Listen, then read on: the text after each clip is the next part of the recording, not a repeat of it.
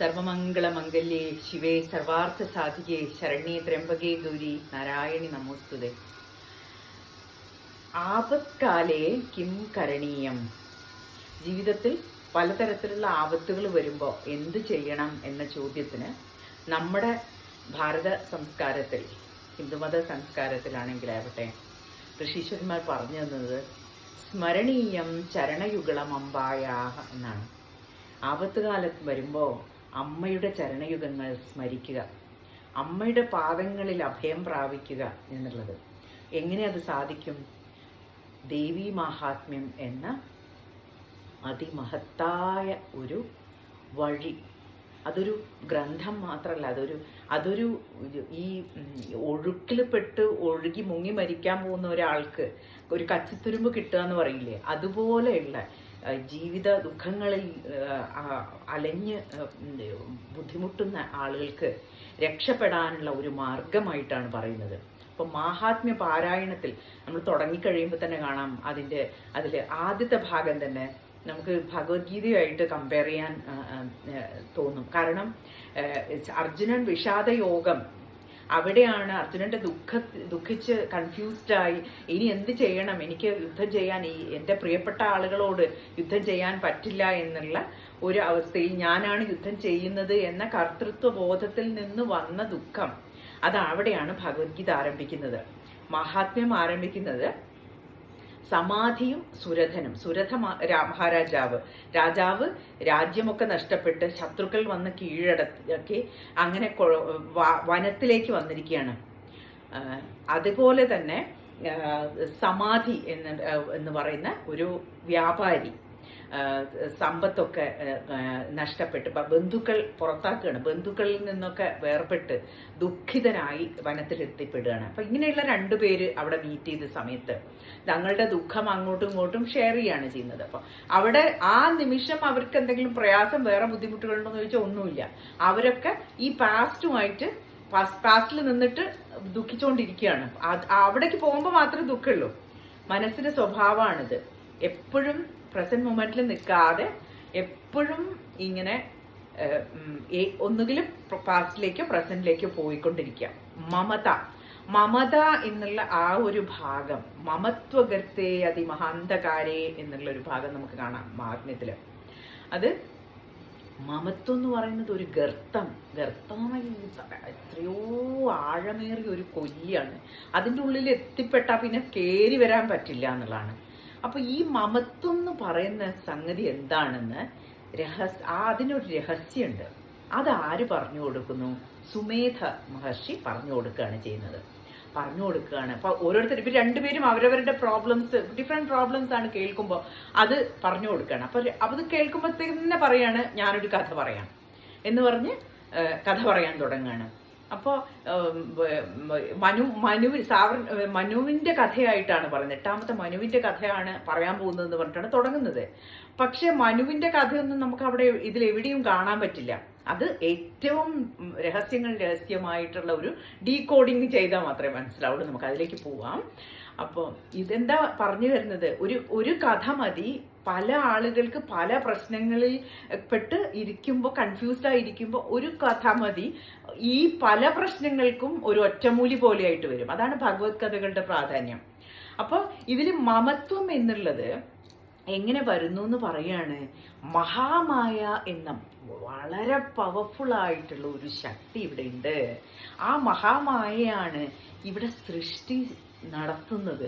അപ്പൊ സൃഷ്ടി സ്ഥിതി സംഹാരങ്ങൾ ബ്രഹ്മവിഷ്ണു മഹേശ്വരന്മാരാണ് ചെയ്യുന്നത് എന്നുള്ളത് ഉണ്ടെങ്കിലും കൂടി എല്ലാം നടക്കുന്നത് ഈ ഒരു രഹസ്യമായ ഒരു പവർഫുൾ ആയിട്ടുള്ള ഒരു ശക്തിയാണ് ഇതൊക്കെ ചെയ്യിപ്പിക്കുന്നത്. ഉദാഹരണം പറയാം. ഒരു പക്ഷി പക്ഷിക്കുഞ്ഞുങ്ങൾക്ക് ഭക്ഷണം കൊടുക്കുകയാണ്. അത് ഒരു പക്ഷേ ഭക്ഷണമൊന്നും കഴിച്ചിട്ടുണ്ടാവില്ല, അന്ന് വിശന്നിരിക്കുന്നതായിരിക്കും. പക്ഷെ അതിന്റെ വിശപ്പ് മറന്ന് കുട്ടികളെ ഫീഡ് ചെയ്യുന്ന ഒരു കാര്യം കാണാം. അതെങ്ങനെയാണ് അതുണ്ടാവുന്നത്? ഒരു ശക്തി നമ്മളെ ഫോഴ്സ് ചെയ്യാണ്, ഈ ഓരോ ജീവജാലങ്ങളെയും ഫോഴ്സ് ചെയ്യാണ്. അപ്പൊ നമ്മൾ നമ്മുടേതാണെന്ന് വിചാരിച്ചിരിക്കുന്ന, അവകാശപ്പെടുന്ന നമ്മളുടെ ഈ മക്കളോടുള്ള ഉള്ള സ്നേഹമില്ലേ, ബന്ധുക്കളോടുള്ള സ്നേഹം, സുഹൃത്തുക്കളോടുള്ള സ്നേഹം, ഇതെല്ലാം ഈ സ്നേഹത്തിന് പോലും നമ്മൾ അവകാശികളല്ല എന്നുള്ളതാണ് സത്യം. ഈ സ്നേഹത്തിന്റെ പോലും അവകാശി അമ്മയാണ്, ജഗത് മാതാവാണ്, വിശ്വേശ്വരി, ജഗദ്ധാത്രി അമ്മയാണ് എന്നുള്ള സത്യമാണ് മഹാത്മ്യം നമുക്ക് പഠിപ്പിച്ചു തരുന്നത്. അപ്പോൾ ഇവിടെ അമ്മ എന്ന് പറയുന്നു, ഭഗവത്ഗീതയിൽ ഭഗവാൻ എന്ന് പറയുന്നു, ഒരു വ്യത്യാസവും ഇല്ല, രണ്ടുപേരും പറയുന്ന ഒരേ കാര്യം. ഈ മഹാമായയുടെ ഒരു പ്രത്യേകത എന്താ വെച്ചാൽ അത് ജഗത്തിനെ മുഴുവൻ വിഭ്രാമയത്യതത് അതീവ വിശ്വത്തിനെ മുഴുവൻ ഭ്രമിപ്പിക്കുന്നു. എന്തൊരു അത്ഭുതമാണ്! നിങ്ങളൊന്ന് ചുറ്റും നോക്കൂ. ഓരോരുത്തരും മക്കൾക്ക് വേണ്ടി ചെയ്തു കൊടുക്കുന്ന കാര്യങ്ങളും അവർ എത്രമാത്രം ആലോചിച്ച് ഉള്ളിലും മുറക്കിലും, അയ്യോ എൻ്റെ കുട്ടിക്ക് മാർക്ക് കുറഞ്ഞല്ലോ, എൻ്റെ കുട്ടിക്ക് ഇത് അഡ്മിഷൻ, ജോലി, കല്യാണം, അയ്യോ ഒന്നും പറയണ്ട. ചിലപ്പം പഠിപ്പും ജോലിയും എല്ലാം ആയിട്ട് മര്യാദയ്ക്ക് ഇരിക്കുകയായിരിക്കും, അപ്പോഴായിരിക്കും അയ്യോ കല്യാണം കഴിച്ചില്ല. ഇങ്ങനെ ആലോചിച്ച് തീരുന്നോണ്ടിരിക്കുന്ന ഒരുപാട് അമ്മമാരെ എനിക്ക് പേഴ്സണലായിട്ട് അറിയാം. എന്തിനാ വെറുതെ നമ്മുടെ കയ്യിലല്ലാത്ത കാര്യങ്ങളെ കുറിച്ച് ആലോചിച്ചിട്ട് ദുഃഖിക്കുക? ഓരോന്നിനും ഓരോ കൃത്യമായ സമയത്ത് അത് നടക്കേണ്ടത് നടക്കും എന്നുള്ളത് നമുക്ക് ഭക്തന്മാർക്ക് പോലും ആ ഒരു ട്രസ്റ്റ് എന്താ വരാത്തതെന്ന് മനസ്സിലാവും. എനിക്ക് അത്ഭുതം തോന്നുന്നുണ്ട്.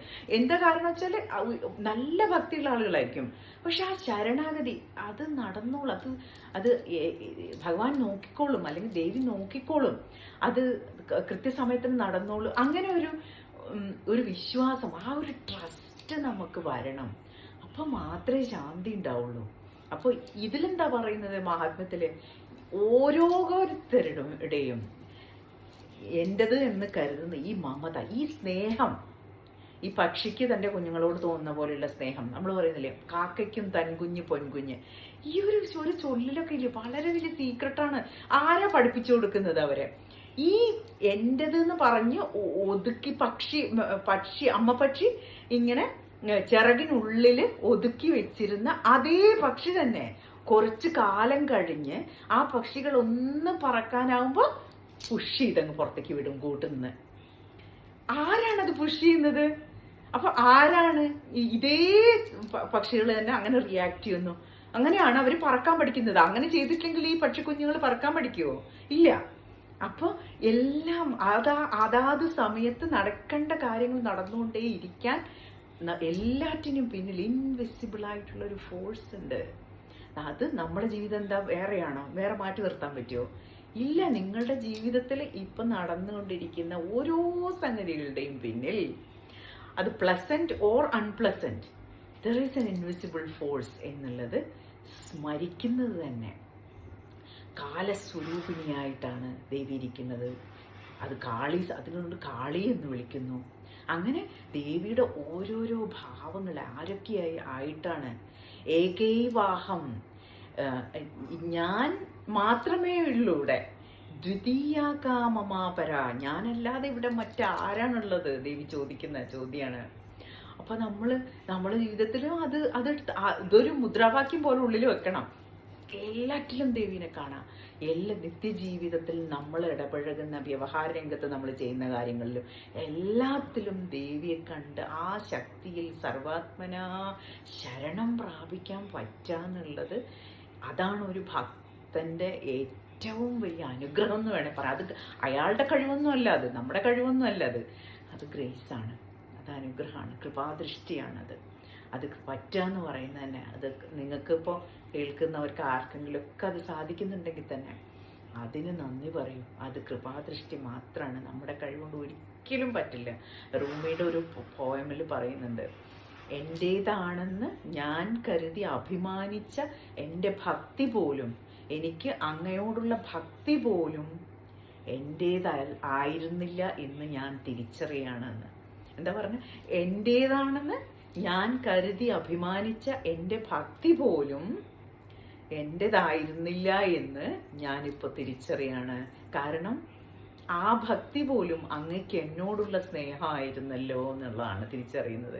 കാരണം ദർ ഈസ് നോ ടു, ഒരേ ഒരു വസ്തു മാത്രമേ ഇവിടെ ഉള്ളൂ എന്നുള്ളതിൻ്റെ ആ അൾട്ടിമേറ്റ് റെക്കഗ്നിഷനിൽ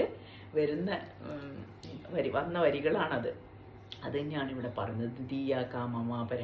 അപ്പോൾ ഈ മമത്വം എന്ന് പറയുന്നത് ഇപ്പം ഏറ്റവും കൂടുതൽ നമുക്ക് ഈ ലോകത്തിനെ മുഴുവൻ ഡെല്യൂഡ് ചെയ്തിരിക്കുന്ന ആ മഹാമായ, ഇതേ മഹാമായ തന്നെ നമ്മൾ ഇത് മനസ്സിലാക്കി നമ്മൾ ആരാധിക്കുമ്പോൾ അമ്മയുടെ ശക്തി, അമ്മയുടെ കഴിവ്, അമ്മയുടെ മഹാമായ വൈഭവം അല്ലേ ഇവിടെ സൃഷ്ടിയായിട്ട് കാണുന്നത്. ഓരോ മാതൃരൂപത്തിലിരിക്കുന്ന ഓരോ ജീവജാലങ്ങളും അതിൻ്റെ കുഞ്ഞിനെ പാലൂട്ടി വളർത്തി വലുതാക്കി അത് അവരുടെ ഒന്നും കഴിവല്ല, ഇത് അമ്മയുടെ മഹാമായ വൈഭവം കൊണ്ട് ഓരോ ജീവജാലങ്ങളുടെ ഉള്ളിലും സ്നേഹം എന്ന ആ അനുഭവം ഉണ്ടാവുകയാണ്. അതൊരു ഉറവ പോലെ, നീരുറവ പോലെ വരികയാണ്. ഇവിടുന്നാണ് വരുന്നത് ഈ ചൈതന്യ സ്വരൂപിണിയുടെ അമ്മയുടെ ഗർഭപാത്രത്തിൽ നിന്ന് വരുന്ന ആ ഒരു എനർജി, ആ സ്നേഹം, അതാണ് നമ്മളുടെ ഉള്ളിൽ സ്നേഹമായിട്ട് നമ്മൾ എക്സ്പീരിയൻസ് ചെയ്യുന്നത്. അപ്പോൾ ഇത് മനസ്സിലാക്കാം, മമത്വത്തിൻ്റെ ആ മമത എന്നുള്ള ആ വികാരത്തിൻ്റെ പിന്നിലുള്ള രഹസ്യം മഹാമായ വൈഭവമാണെന്ന് മനസ്സിലാക്കി ദേവീനെ ആരാധിച്ചു കഴിഞ്ഞാൽ ഈ മഹാമായ തന്നെ നമ്മളെ വിട്ടുതരും. ലോകം മുഴുവൻ ഡില്യൂഡ് ചെയ്യും, പക്ഷെ ആരാണോ ആരാധിക്കുന്നത് അവരെ ആ വൈഭവത്തിൽ നിന്ന് വെടിപ്പിച്ചു തരും. എങ്ങനെയാ അത് മനസ്സിലാവാം? അപ്പം നമുക്ക് കാണാൻ പറ്റും, നമ്മുടെ കണ്ണുകൾ സുദർശന നമുക്ക് ലഭിക്കും, നല്ല സത്യമായിട്ടുള്ള ദർശനം കിട്ടും. ഓരോ പാറ്റേൺസ് ഇമേജ് ചെയ്യുന്നത് കാണാം. നമുക്ക് ഓരോ കാര്യങ്ങളും കാണുമ്പോൾ കണ്ണിന് മുന്നിൽ കാണാത്ത പല കാര്യങ്ങളും ഉള്ളിൽ അറിയാൻ പറ്റും. ഇതാണ്, ഇങ്ങനെയാണ് ഇത് നടക്കുന്നത് എന്നുള്ള തിരിച്ചറിവുകൾ, വെളിപാടുകൾ നമുക്ക് ഉള്ളിൽ വന്നുകൊണ്ടേയിരിക്കും. അങ്ങനെയാണ് നമ്മൾ മഹാമായയുടെ ആ ഗ്രിപ്പിൽ നിന്ന് സ്ലോലി ആ മഹാമായ തന്നെ നമ്മളെ മോചിപ്പിച്ച് തരും. അപ്പോൾ ഇതാണ് രഹസ്യം. അതറിഞ്ഞ് ആരാധിച്ചു കഴിഞ്ഞാൽ ഈ ശക്തിയിൽ നിന്ന് നമ്മളെ വിടിപ്പിച്ച് തരും. അപ്പോൾ ചിലപ്പോൾ എന്ത് പ്രശ്നങ്ങൾ വരുമ്പോൾ നമുക്ക് കാര്യങ്ങളുടെ യഥാർത്ഥ സ്ഥിതി കാണാൻ പറ്റും. അതിനനുസരിച്ച് നമുക്ക് എടുക്കേണ്ട സൊല്യൂഷൻസും തീരുമാനങ്ങളും എല്ലാം ക്ലാരിറ്റിയോടുകൂടി ചെയ്യാൻ പറ്റും. അപ്പോൾ ഇതാണ് മഹാമായ രഹസ്യം. ഇതെല്ലാവർക്കും മനസ്സിലായി എന്ന് ധരിക്കുന്നു. ഇനി ബാക്കി ഭാഗങ്ങളിലേക്ക് നമുക്ക് കൂടുതൽ ഇറങ്ങിച്ചെല്ലാം. എങ്ങനെ ഇത് ഭഗവത്ഗീതയിലുള്ള ജ്ഞാനവുമായിട്ട് കണക്റ്റഡ് ആയിരിക്കുന്നു എന്നൊക്കെ എന്ത് രസമാണത് അത് മനസ്സിലാക്കാൻ, അല്ലേ? അപ്പം നമുക്ക് ഒരുമിച്ച് ഇതൊക്കെ അറിഞ്ഞ് മുന്നോട്ട് പോവാം. ഈ ജ്ഞാനം ജീവിതത്തിലേക്ക് പകർത്തി ഇത് വേണ്ട ആളുകൾക്ക് ഷെയർ ചെയ്യണം. കാരണം നമ്മൾ വിചാരിക്കും ഇതൊരു ചെറിയ കാര്യമല്ലേ, ഇത് മറ്റുള്ളവർക്ക് കിട്ടിയിട്ട് വലിയ പ്രയോജനമൊന്നുമില്ല എന്ന് ഒക്കെ നമുക്ക് തോന്നും. പക്ഷേ വളരെ പ്രയാസപ്പെട്ടിരിക്കുന്ന ഒരാളുടെ മനസ്സുകൊണ്ട് വളരെ പ്രയാസപ്പെട്ടിരിക്കുന്ന ഒരാൾക്ക് ജ്ഞാനത്തിൻ്റെ ഇതിലേതെങ്കിലും ഒരു ഭാഗമായിരിക്കും അവരുടെ ഹൃദയത്തിൽ ടച്ച് ചെയ്യാം. അത് അവരുടെ ജീവിതത്തിന് ഏതെങ്കിലും ഒരു തരത്തിൽ സഹായമാവുമെങ്കിൽ ഒരു ശക്തി അവർക്ക് ലഭിക്കുകയാണ് അടുത്ത മൊമെൻറ്റിലേക്ക് പോവാൻ എന്നുള്ളത്. അത് വലിയൊരു കാര്യമാണ് നമ്മൾ ചെയ്യുന്നത്. അപ്പോൾ അത് തന്നെയാണ് ഈ വീഡിയോസൊക്കെ ചെയ്യാനുള്ള ഉദ്ദേശവും. അപ്പോൾ അത് തന്നെ നിങ്ങളും അതുപോലെ തന്നെ ഹൃദയത്തോട് ചേർത്ത് പിടിച്ച് ഈ സംരംഭം മുന്നോട്ട് കൊണ്ടുപോകാൻ കൂടെ ഉണ്ടാവുക, ഷെയർ ചെയ്യുക ഇത് വേണ്ട ആളുകൾക്ക്. ഓക്കെ, ശരി, എല്ലാവർക്കും നല്ലത് വരട്ടെ. ഓം ശ്രീ മാത്രേ നമഃ. ഓം ശ്രീ ലളിതാംബികായേ നമഃ.